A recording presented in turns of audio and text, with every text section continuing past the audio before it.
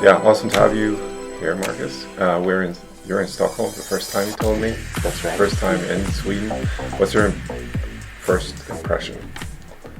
My first impression was... You have been here for a couple of days before, right? We've been here for a for week. now over a week. Over a week, okay. Yeah. Well, actually, I think we arrived at noon on last Sunday, so just almost exactly a okay. week. Yes. The impression is,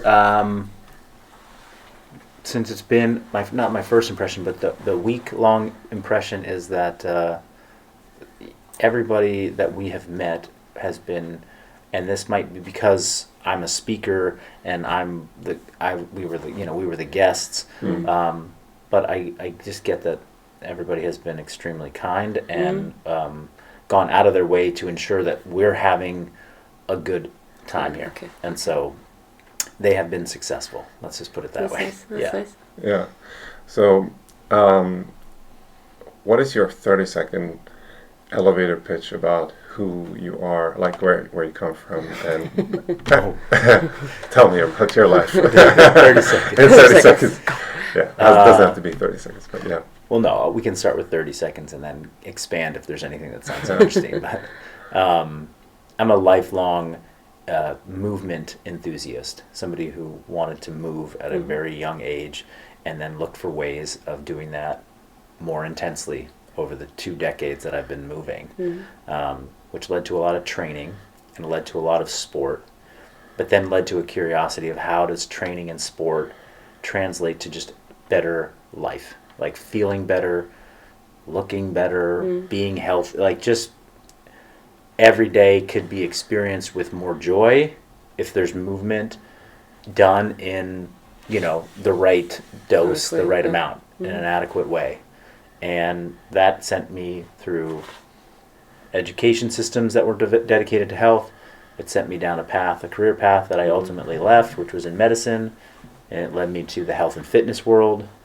And then the turns that happened once I got into health and fitness, I couldn't have anticipated. They weren't planned, but I'm arriving now at developing fitness concepts and methods and training programs that really serve our target audience well, to give them the movement that makes them feel good, makes them enjoy life, and makes training more a tool for life than just something that they're narrowly focused on, for 60 or 90 minutes a day. Yeah.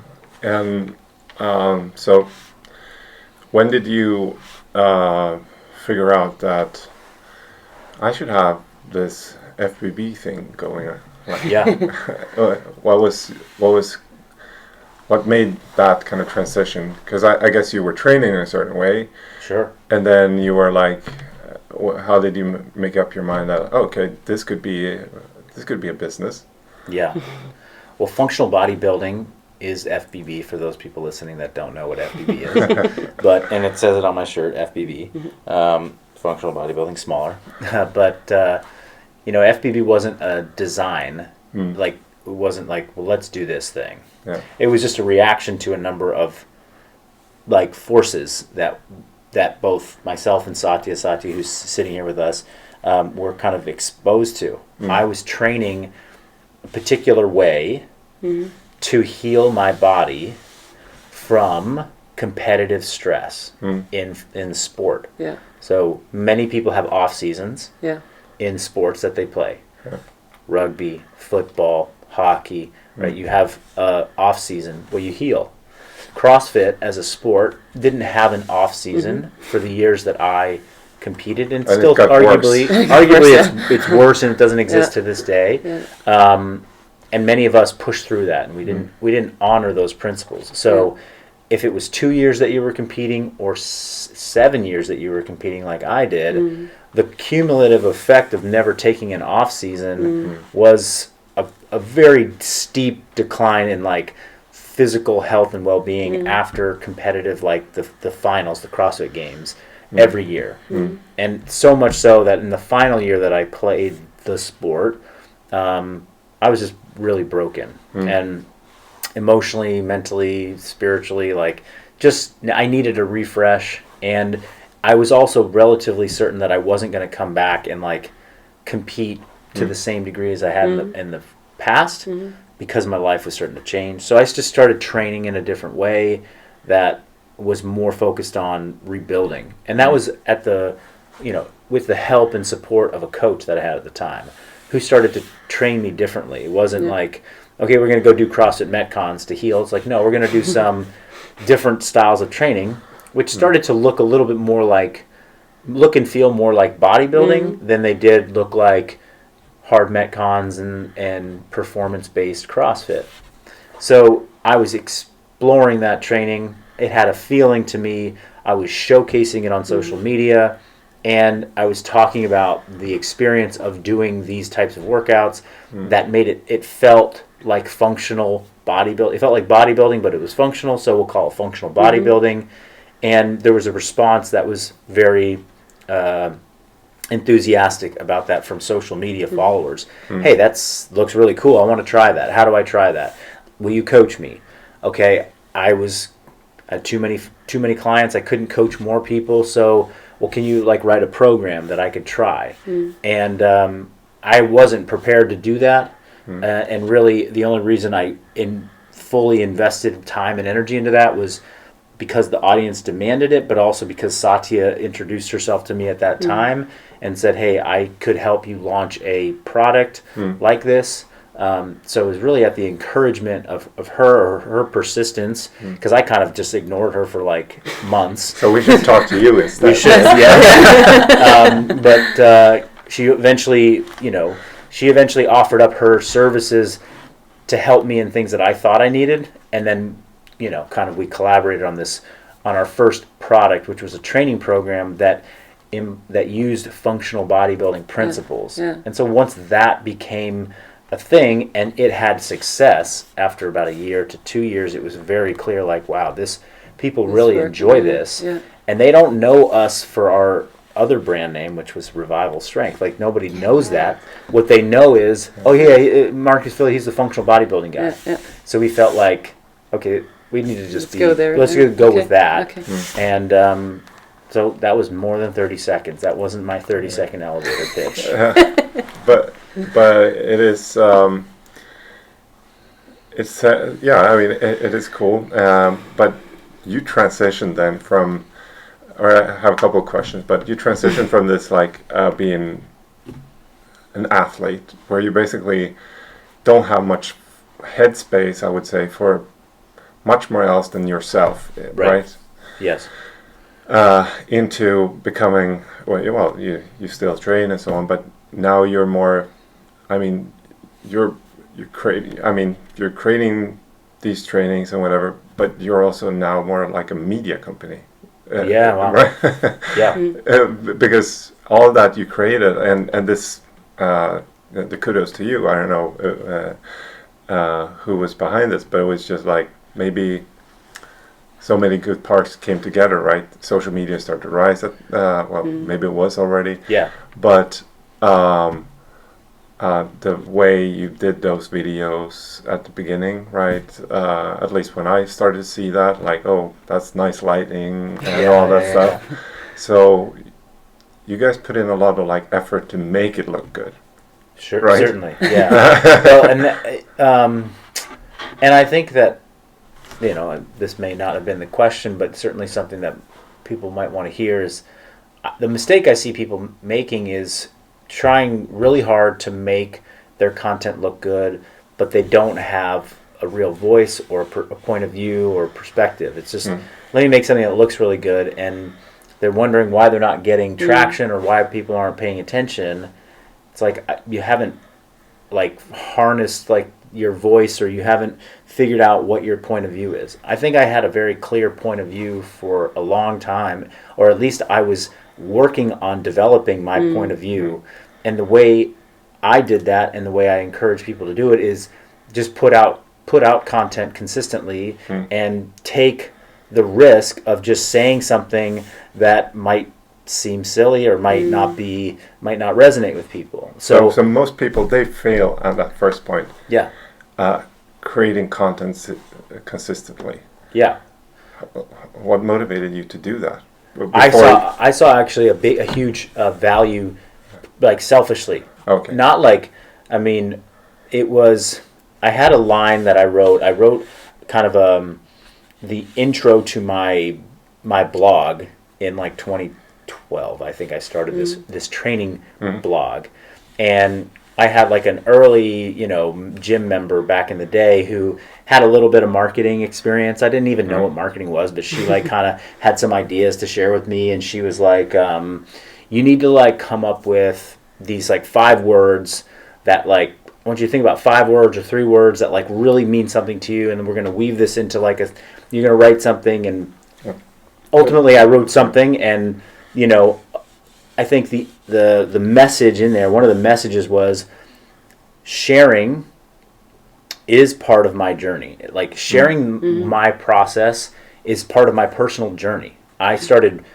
writing and blogging in 2009 when I was traveling the world to, find myself, my early 20s and spiritual awakening, go out and I started writing a blog, and just by writing it, and my mom and maybe my cousin read it, like 4 people read it, but it felt so good to just to share and put it out there. And then that translated into a training blog, which then translated into a Facebook page, which then was an Instagram page, and it was like, okay, so for over almost 15 years now, I've been writing and sharing.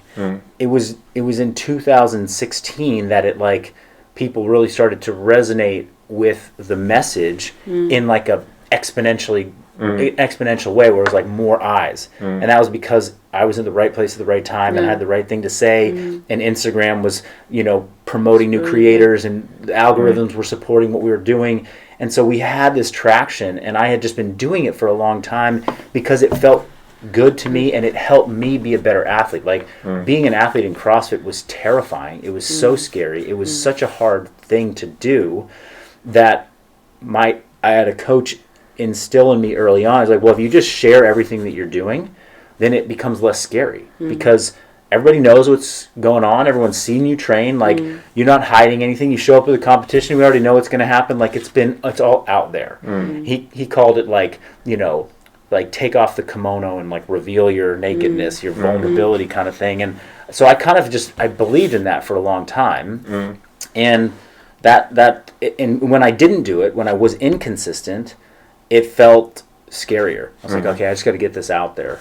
So that was really laid the foundation. And then, yes, we started our company, or we started to, we didn't start a company. We were like, how do we get more people to pay attention to this thing, and how do we sell more programs? Well, this is working, but if we make it with better camera, maybe more people see it. If we put better lighting on it, maybe more people will see that. If we instead of having big, orange pallet racks in the back of the gym, what if we like painted the wall nice and like had wood panels and like we did and then most recently it's like we upgraded our facility to have all Eleiko great equipment in there, and it looks really visually appealing. Like that brings more attention to what we're trying to do. So establish a voice, establish consistency, and then once you find what people are really resonating with, you can start to enhance it with, better lighting and cameras and audio equipment and things like that. And I think that is a big problem with what a lot of people are doing. They just make it look good, because that is, I don't want to say that it's easy to do, but it's easy to have a nice gym and good equipment and a nice wall and all the stuff what you're saying, and they maybe also look good, but they probably don't have the experience what you have, what you can share. So they start on the wrong side. So they start to make it look good, but it maybe doesn't have so much to say. Actually, the values. And the values was and they maybe don't know what to say. You had a product, what you want to do, and you were believing in it, and you have your values and your philosophy, and that you could share. And I think many people maybe don't have that, and they just want to make it look good. I think that's true. And they don't. My takeaway here is from this coaches congress, I always look for like one thing I want to take away to bring back home. Myself,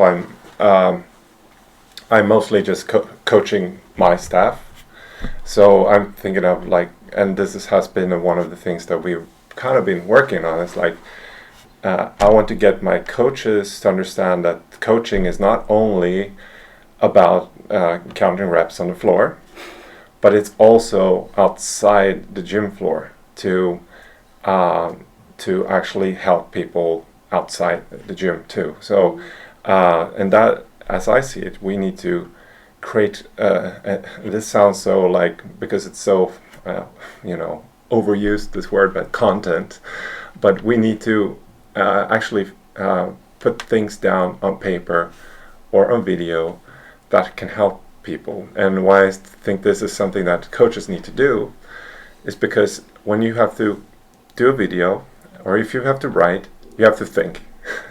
And you have to really think about, does this make sense? Yeah. And I'm also like a Jordan Peterson fan, so he really likes to put this down. It's like, when you write, you think, and that way we become better coaches. The coaches become better at their craft as coaches, because now they actually think about, how does that cue actually work? Like, how does that come over? Like, and when you do a video about yourself and you see yourself talk, and then you're like, is that how I look like when I talk? Yeah. Maybe. So that's I have to turn on my YouTube videos at 2 times speed. Otherwise, I think I just talk too slowly. Oh my gosh. So talk faster. that is very true. Like, anyone who, and that's great that you share that, because most people have this imposter syndrome, right? Yeah. You do a video and you see yourself and you're like, I'm such a, I'm not good at this. Like, who wants to see this? Who wants to listen to this?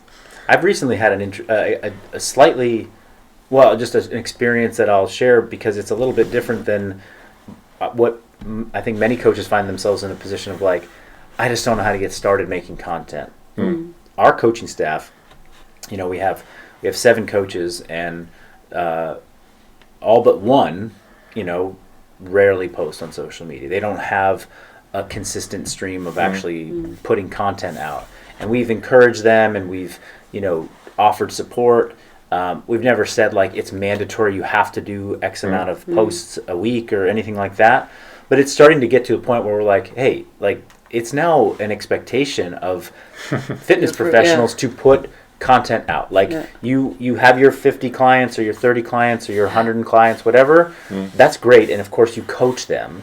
But what about the people that are going to be your clients in the future? They need an example of who you are and what your voice looks like. Did you see the speech yesterday from Kenny? I missed it. He talked about 3 different phases of coaches. So it's like pre-hiring phase 2, where they're basically starting working. They're working for 2-3 years, and then phase 3 is like kind of their retirement, and that could be 1 year, 5 years, 10 years, but we have to see the longevity of this, right? So when you're starting as a coach and you have your 30 to 50 clients, we have to think of, and I'm thinking of as a business owner, like, how can I create a career for my coaches, right? So I'm setting them up for success so they can have sustainability and somewhere to take their next step. Yeah. Right? So if I can help you to create audience, education, this is what we need to do. Not because you have to do it like it because it's important today, in that sense that it's going to give you 2 clients. No, it's actually building you up for what you're going to do in the next decade. That's a great way for coaches and business owners to think about it, certainly. But what I was also going to add is that I happen to be on the other side of it, where we're creating a lot of content, and the game can become, okay, you're producing, you're doing 0 piece of content. Let's get you doing 1 a day or 1 a week, right? Well, what if you're already doing 2 pieces or 3 pieces of content a day? Well, if you're doing 10 pieces of content a day, there's an argument that, okay, you're amplifying your voice, and more people, you'll get more eyeballs, And so we're in a little bit in that space now, where it's like, okay, how do we get on more platforms? How do we get more pieces of content out? How do we write more? How do we film more? How do we do more? And there is like a point at which it starts to feel like, okay, is the quality suffering because we're going for volume of content? Yeah. And am I even thinking about what I'm writing anymore? Am I just trying to write stuff to get it out? And am I thinking about how this video is going to impact somebody? Or is it just like I got such a what seems like a demanding task list of I need to get 15 videos this week or 20 videos this week, 3 podcasts and this, and so let's just go and film it, and let's get it done. And is there enough thought process going into it? And I started to question, like, am I putting enough thought into each piece? Because you certainly don't want to just be like making content for the sake of making content without having some value and some substance and some meat on the bone, so to speak, with what you're actually putting out. And so there can be at some point for certain people listening, like that could be the other side of the coin. If you just get into the volume game, then that shows as well. It's like that again, like I'm thinking it would be great to have like Gary Vee here. Yeah. Because he is obviously, I think it's his fault that we have so much content now everywhere, but he has really pushed that envelope. But kind of moving the discussion a bit into what you were talking about in this panel up there with Jim and Jason and Vince was they were talking about the discussion was a lot about like the future of technology for fitness and so on, and what is like the coach going to do in the future, right? And the question was like, or we talked about wearables, or you talked about wearables in the panel, and I definitely see like how these wearables can be keeping people outside the gym in one sense. So and this is just my thought, like what if we as coaches would do the opposite? We would say, you can get the wearables, but I'm in control of the data, right? Because that's the role of as a coach is to actually know what to do with the data. Yeah. So I see, is that a way where we can actually help people more, have you had any, I don't know if you work anything still with like one-on-one clients or so, but have you been using any of like those kind of data to, I don't know, analyze or help? Yeah, my experience with, well, I'll address both of those in a way. I think it would be really valuable if there was, in much the same way, it's like you can go and pay out of pocket in America to get blood tests done. Yeah. And then most people don't have the knowledge or the experience to know what to do with that. So they contact a physician. Over time, the providers are going to, and the wearable companies are going to continue to push education to help inform the end consumer, like, what do you do with this information? So, coaches are going to have to obviously continue to educate themselves too. And because not every customer is going to want to like learn all that. Like, what do I do with HRV? What does HRV mean? They just like to have the device and they like to have the thing and they want to just be up on and they're being told that it's a good idea, but they'll never actually have the knowledge. So the coach is going to really have to pay attention to that. Because when 10 out of 20 people that show up at your gym on day one already have a Whoop band on, and that's maybe how they even got interested, like, and you're like, I don't know anything about Whoop. They're going to be really disappointed. So it's going to add to the list of things that you have to be, familiar with as a coach. You need to know nutrition. You need to know how to coach movement. You need to know how to do billing. You need to know how to read HRV. Like, add that to your skill set. And then the question was, have I had personal experience of like using that data to affect how I might coach somebody? I haven't been working with high performance athletes, for quite some time, and I think that perhaps at this stage that might be a place where it could really be impactful, using I have an athlete who is really living a very controlled life where they don't have many stress inputs outside of just the training that we do and the nutrition and the therapy and that, then the data might be a little bit more controlled, and I can say, okay, well, your HRV is down. Yeah. Let's manipulate your training sets today. And I believe this is how Tour de France cyclists might use it. They would have a coach that's familiar with, right? Because they're professionals, are getting paid a lot. They're not, doing much outside of their sport. But our customer base and most coaches are coaching real people, and they're not, what affected the HRV? It could be 100 different things, and the training and their training stress that they're going to get that day from you might be a very small contribution to what their overall. So are you going to start to take on the responsibility as a coach to every day have to change 50 client programs because everyone's HRV is going to be messed up because they ate the sugar cookies last night, or they slept bad, or they drank too much whatever.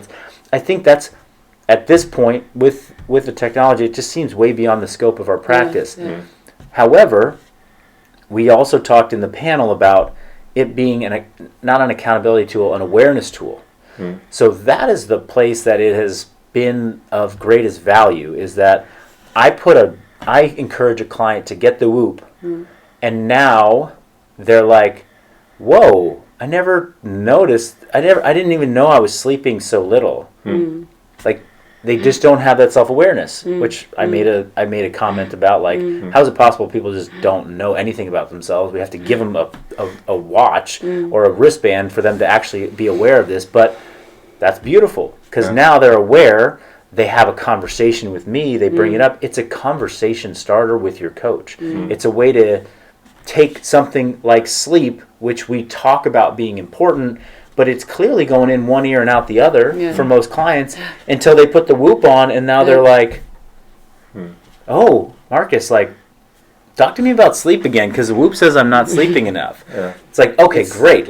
Now we have an inroad to talking about valuable health metrics, and I think the sleep portion, HRV is hard because customers are like, I don't even quite know what that is, but the sleep aspect of these trackers is huge. And then for some customers who are entry level and coaches are working with them, even things like activity counter, like a step counter, is a great way to be like, see, you only take 1,000 steps a day. Have you ever noticed that you just don't move a lot? And oh wow, it's let's aim for 3,000 for the next 2 weeks, and let's see how that impacts your your health. I have some real experience with actually using Whoop and so on for coaching, and I'm telling you this because I hope it might help someone. But I had a case with during the lockdown, one of my members got a stroke, and was hospitalized, and they found out the problem was a tumor in his heart. So it was actually not, he was not metabolically bad, or really, he was in a good state, and that saved him also. So he basically survived because he was fit. But it was just part of a tumor that went up in his brain and clogged, But anyways, we were talking about how to come back to training, because coming from being hospitalized for 2-3 months back into training is okay, how do we do this very delicately? Because he was if I start to breathe hard, I just get lightheaded, and he got pale and whatever. So we actually used that in his first sessions. I was just monitoring his Whoop while we were doing exercises to see his kind of heart rate. And see where he was at. And we noticed some movements just spiked his heart rate like hell, and after that he just had to lay down for half an hour. Yeah, wow. So that was very helpful for me, at least, because then we could design the program for the next 4 weeks where he could train in a safe way. And then we also start to notice that the medication he took for his heart affected his blood pressure. Ah, interesting. So that became the discussion. Then he had to bring to his physician, like, "Hey, these drugs are limiting me from now getting back into shape." Yeah, wow. But that's great that you could use it and that you had a good thing out of it, of course. Yeah, But and my point is also that we made the plan together. Yeah. And it was not what I think can happen is that you have a member who's like, "Oh, it's 8%. I'm not going to train this week." Yeah, Yeah. and that what I was going to say. But you said that you want to give the athlete more awareness, Yeah. how they feel, and my clients or members. I don't like when they have the Apple Watch on, because it already starts in the warm up and we start and there's I have to put the watch on, and then they start to move and then it's like Yeah. every 2 minutes they are looking the whole time and then they like stop and then I'm like, why are you stopping? Oh, my pulse is so high, and it's like, okay, it's 120. It's okay. We want to Yeah. have a heart Sure. increase right now. And so they don't really feel how they are. They're just watching or looking at the watch the whole time. And I'm like, okay, but maybe you just put it away and just feel now. And you said before, like, if we can use all the data as a coach, so they don't see the data, but then we don't get the independent athletes, because then they're dependent on us the whole time. Yes. And we don't want that, right? I mean, it's a good thing if they want us as a coach, Yeah, so but we still want them independent so they can learn by themselves. I think, and this comes back to the discussion of education that they Yeah. talked about. Yeah.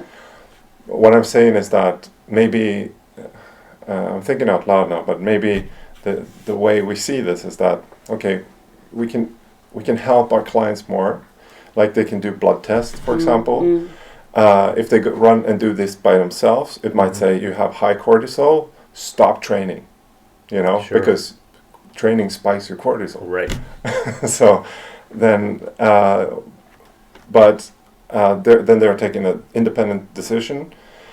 But if they have a coach that they maybe strategize with, Yeah.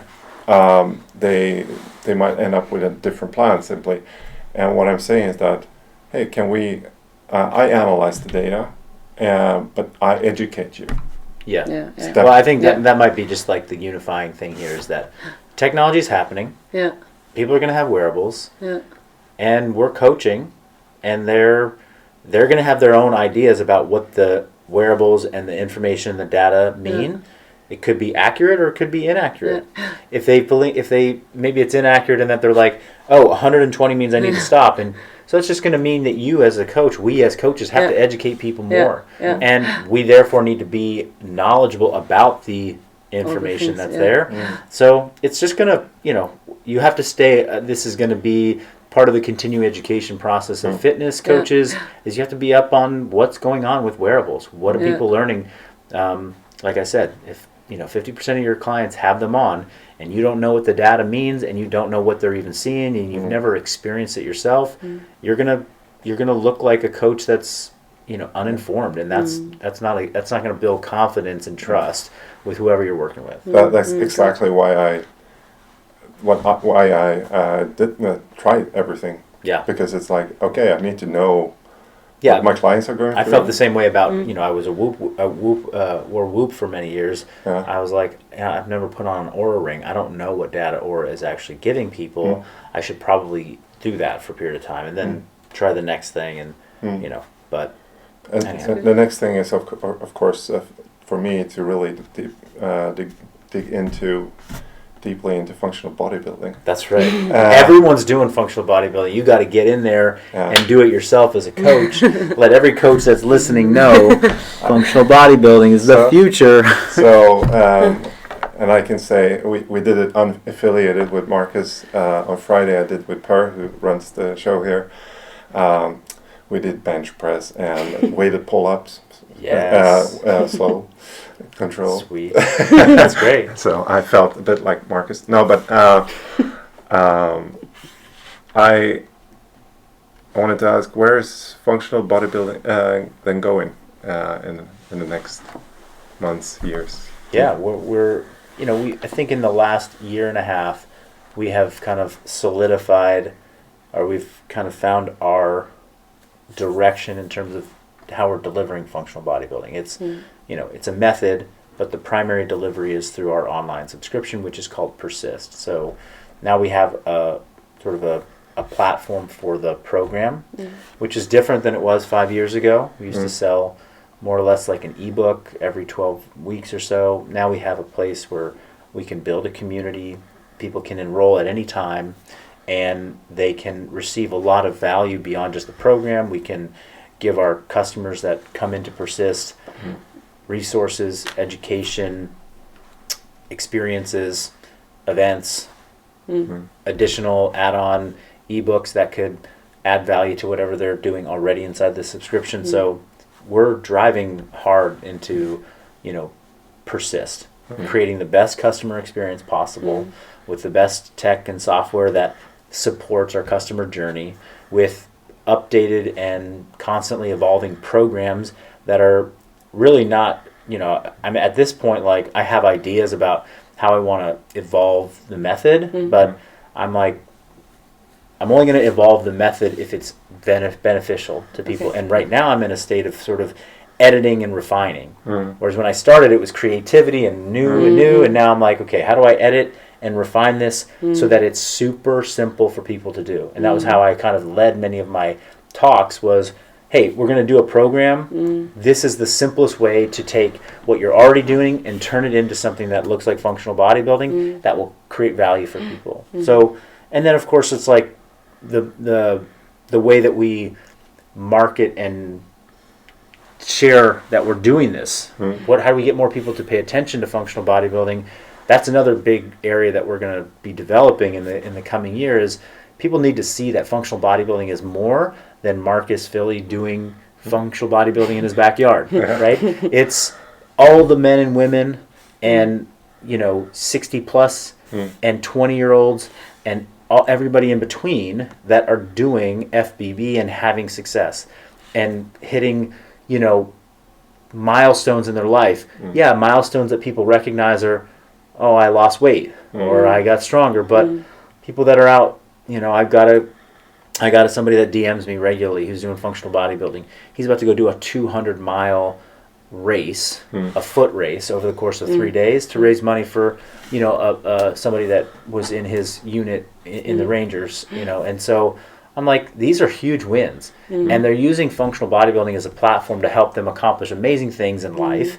And we want people to see that because it's those real life stories that are going to create the social proof that people need to say, yeah, I do this. I mean, yeah, they see Marcus doing it like, oh, he looks pretty good. That's cool. Like, I want to try it. That might get their foot in the door. But to see that it's like a community of people that are like them, that are really having success, that helps with the accountability. It helps with the buy-in. It helps them overcome the first obstacle that they feel. It's like when somebody starts a program because they saw the shirtless, lean, muscular guy, they're like, okay, I'm going to start. And then they hit their first obstacle.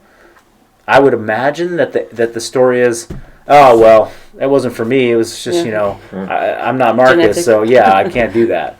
But if they're like, oh, I'm running into a problem or I'm having an obstacle, but man, look at all these people that are just like me, and we have thousands of stories like that. But we have to evolve our message that's out there. So that was a long-winded answer to say we're doing a lot, and we definitely believe that we've only scratched the surface of who could really benefit from an approach like FBB. I'm thinking, and this comes back to what Jason talked about with precision nutrition, because they have a, they don't have a similar product, but maybe similarities in business, but they have their level 1 course that is 100% online, and then they have the level 2, and he made this example between what they saw in retention and in learning from doing these I think they actually call them mentoring calls. You have your coach basically that you're working with as a level 2, and they saw when they did that in person, it got better. Yeah. but it's obviously much more expensive. So my thought is, or my question is like, would that be a future also possible for functional bodybuilding, where you have coaches kind of out there Yeah. making people stick to the program? Yeah. I like Eric's talk from Aleco on leadership. One of his big things was like, as a company, you have to stay really focused. Yeah. And I think education and mentorship and growing functional bodybuilding into gyms and to different outlets is certainly, it's a huge appeal to me, because I've always felt like I'm more of an educator than I am like a fitness like prescriber, and that's how we approach a lot of our content and a lot of our material that we put out, is like how we educate people on this. And so yes, I absolutely, just some of the conversations we've had this weekend, it's like we need to start a mentorship program, because it would be so valuable to these coaches that are needing it. Like, how do I be a functional bodybuilding coach? And then is there a model for running a functional bodybuilding gym? Like, how do you run this type of class? How do we add functional bodybuilding to our programming? How maybe we want to put this branding on our functional bodybuilding branding on our gym versus a different type of branding. Like, so I'm certainly very interested. And the focus right now is still on where is our core competency at this stage, and it is delivering a thoughtful, well-designed, and great customer experience program through Persist.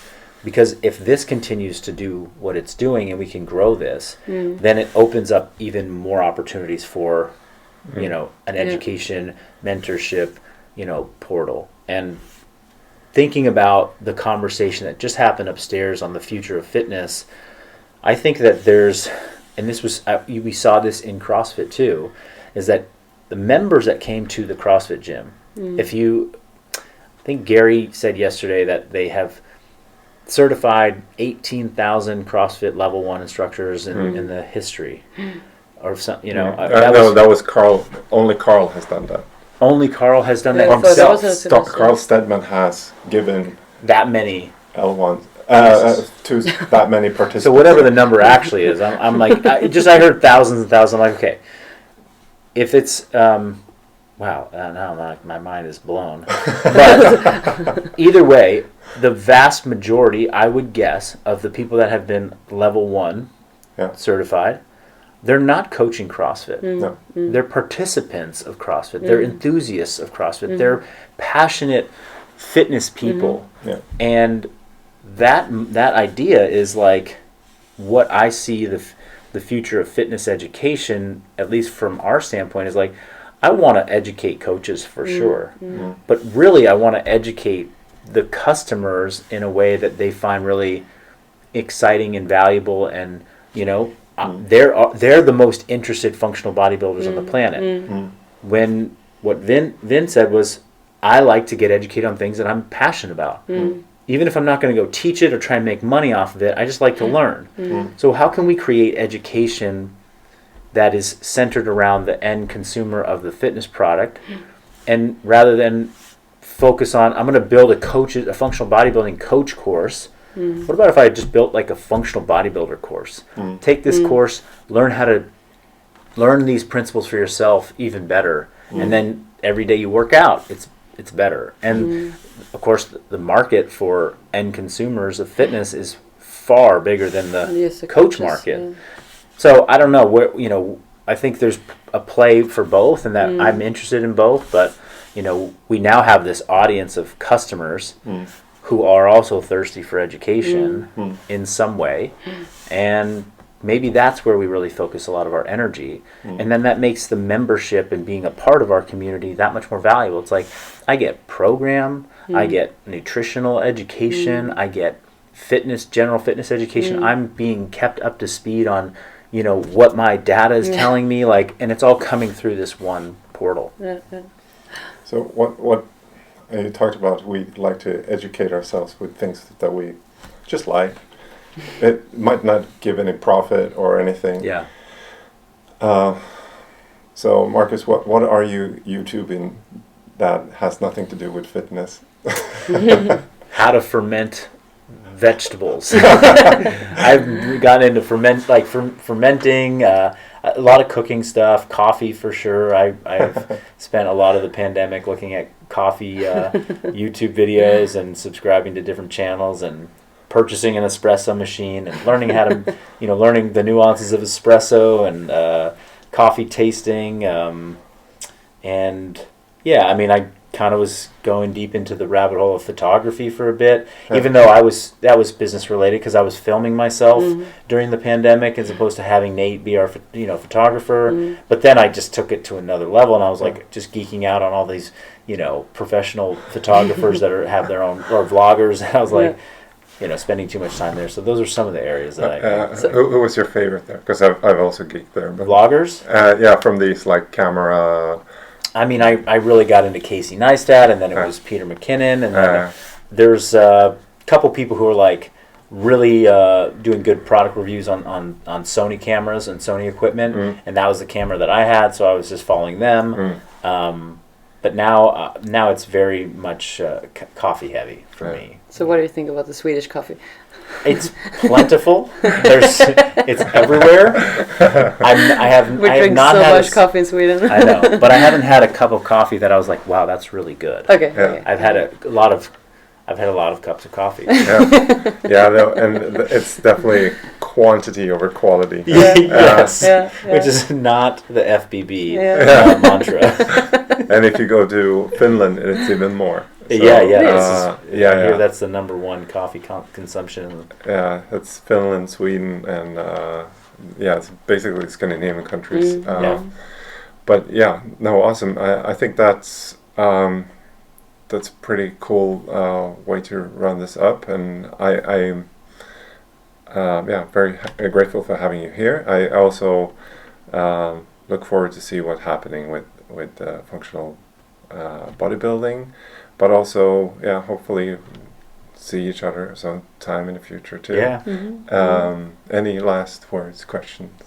Maybe we can ask other ones to what will you take with you home from this Congress this weekend? From the speeches or something? Well, I was really, I feel like I was really impacted or, moved by Eric's talk, CEO of Aleco, and just the conversation about leadership, and knowing that one of the big things that's sort of become apparent for both Satya and myself in the last year and a half is that we worked really as a two-person team for the first 5 years that functional bodybuilding was growing. We had important people that worked with us, but it was really a small team, and we were both felt very capable of doing a lot, and we did a lot, but that had a limit, and so to reach more people, to grow a business, to have a greater impact, to share the message with more people, if that's what we really want to do, which we say it's what we want to do, and I believe it's what we want to do, then it means we need to rely on other people to help and support that vision in the future. And that means I will become even more of a leader, or I have to assume the responsibility of leadership more and more and more. And which is not, I don't know if it feels natural to too many people, but it certainly isn't the natural thing for me, or it's not the thing I have a lot of experience with. It's also not the thing I have a lot of mentorship or guidance or examples to follow. I've had business partners and coach mentors who have not appreciated their leadership style. I've said, I don't want to do it that way. But that doesn't really help me align with how do I want to do it. And so just we spent some time at Aleco in Halmstad, and we got to see how that culture of that company operates and how they are with within their team and with people outside of their team, and got to meet and experience, you know, their leadership in a lot of different ways, from managers to department heads to CEO, and it was inspiring. So those are sort of that's a big takeaway, I think, for both of us. And of course, other great little nuggets that came out of really the conversations with customers or with participants at the Coaches Congress. But in terms of the presentations, that was the presentation that will stand out with me the most. Nice. Yeah. He was our first guest here, so he kind of set the tone for all the discussions. Has been my perception. Something that actually came now to mind when you talked about that was, again, it came back to has to do with kind of this thing with leading with kindness and so on. You can be kind if you can also say no, and if you can be tough, you know, Sure. and stand your values and so on. And I was thinking the thing why is like accountability over the screen not as high as like in person. Like you can have a meeting over Zoom, 1 p.m., but the 1 p.m. over Zoom you can just like not turn on, right? Yeah. Same thing if you have like a mirror with a coach, you can just not do it. So why? And obviously when it's physical, you have a physical meeting, that you can also choose not to show up, but that takes a lot of like bad moral. But at the end, I was thinking like, why? So what are we scared of? Like what to lose? Like our reputation. But at the end, it's like there's some like danger in not showing up, because it could be like extreme situation. You're the president of Ukraine and Russia, for example. It is like if you don't show up, it can be actually life threat in that sense. And I think when we like drag this kind of metaphor way back into our psychology, I think that's somewhere we are. Sorry, that's like a totally different tangent, but it just reminded me that was something that went through my mind when you were talking about that. I'm like, we have some kind of, we're scared of something, and that's why we show up, right? There's some pain that we want to avoid. It's not because always that we just want to be nice, but it's actually where the pain of not showing up into a physical meeting can be so hard. Like it can be detrimental for your career and so on. While a Zoom meeting is not as, maybe your repetition is not going to get. Zoom has some branding work to do. They really gotta raise the stakes. Like, hey, miss a Zoom meeting is just like missing a real meeting. Yeah. Sure. All right, then let's go and enjoy the rest of the Sunday, I guess. Yeah. Well, thank you for the conversation. Thank you for having me here. If you're in Berlin, please let me know. Yeah. I'll show you around. And show me some good coffee. Yeah. Oh, I have some great coffee. Yeah, some good coffee. In Berlin, and you can eat good food. No, so I imported coffee from like some different farms in Central America, South America, through a sourcer. So, and it's only like seasonal and so on. And we started to package that. So you never introduced me to that coffee. Yeah. No, I just got the Swedish coffee when I was at your place. Yeah. Okay. Thank you so much. Yeah. Thank you.